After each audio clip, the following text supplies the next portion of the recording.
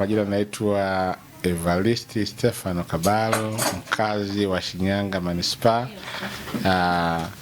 Ni mjasiriamali, fundi ushonaji.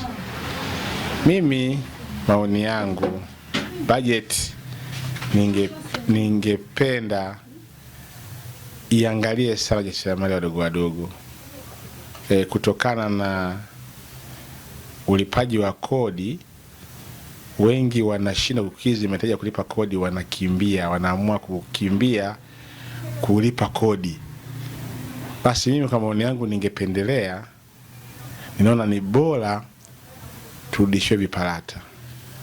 Vile viparata vitakidhi mahitaji ya kukuza pato la taifa. Kwa sababu vijana wengi, machinga, mafundi cherehani wadogo wadogo kama sisi, tutakidhi mahitaji ya kulipa viparata.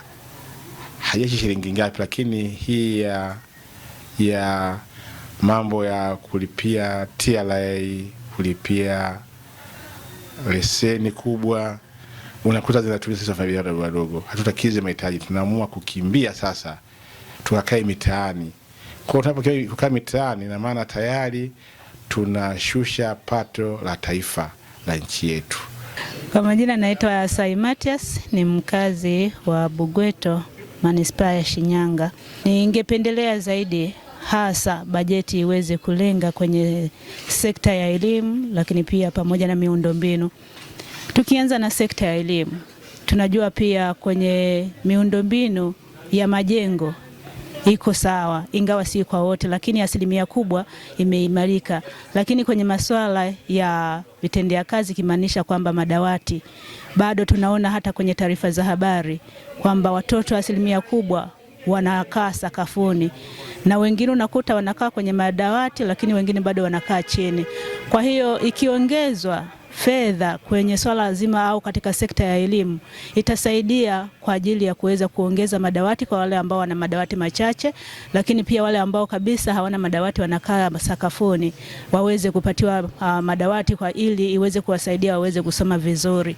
Hicho ndicho kilio chetu hasa wananchi. Tunajua kwamba au pia tunaona jinsi ambavyo wanahangaika kwenye kuandika, unakuta miandiko haieleweki, mwalimu wa mwandiko anaanza kuhangaika kumwelekeza, ni kulingana kwamba na mazingira sio rafiki sana.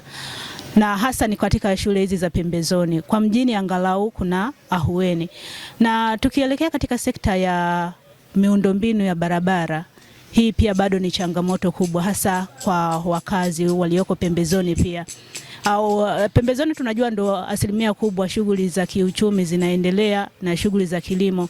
Kwa hiyo unakuta watu wanahangaika, unakuta labda na troli au ana beskeli, lakini unakuta anahangaika na yale mazao kutokana na kwamba miundombinu yake sio mizuri. Unakuta barabara hazieleweki, na hasa katika kipindi cha masika, na watu wanahangaika sana. Ukiangalia kwa mfano nisemee kama Bugweto, kiukweli miundombinu ipo lakini haitoshelezi. Ni kwa baadhi au ni baadhi ya maeneo ndo wana miundombinu ambayo angalau inaeleweka. Kwa hiyo wakiongeza pia bajeti kwenye swala la miundombinu ya barabara hasa, itakuwa inasaidia sana kwa ajili ya kuweza kusafirisha vitu, lakini pia kwa wakazi kuweza kutengeneza shughuli zao za kiuchumi pamoja na kilimo, ili kuweza kuwainua na kuwafanya kwamba mazingira yaweze kuwa rafiki, waweze kufanya mazao yao, waweze kulima na kuvuna mazao, lakini pia waweze kufanya shughuli zao za kiuchumi kwa ufasaha zaidi. Kwa majina naitwa Karen Masasi, ni mwandishi wa habari, niko mkoani Shinyanga. Maoni yangu mimi, ningeonelea kwamba katika mambo matatu, yani sekta tatu zipewe kipaumbele zaidi kuliko sekta zingine. Mfano barabara, maji na afya. Hivi vyote vinashabihiana, ambavyo hata mtu akikosa afya itakuwa hana maana ya kusema atakwenda kwenye kilimo. Lakini ikielekezwa kapita bajeti hii kwenye afya, maji na barabara, itakuwa imekidhi mahitaji ya wananchi wanayohitaji.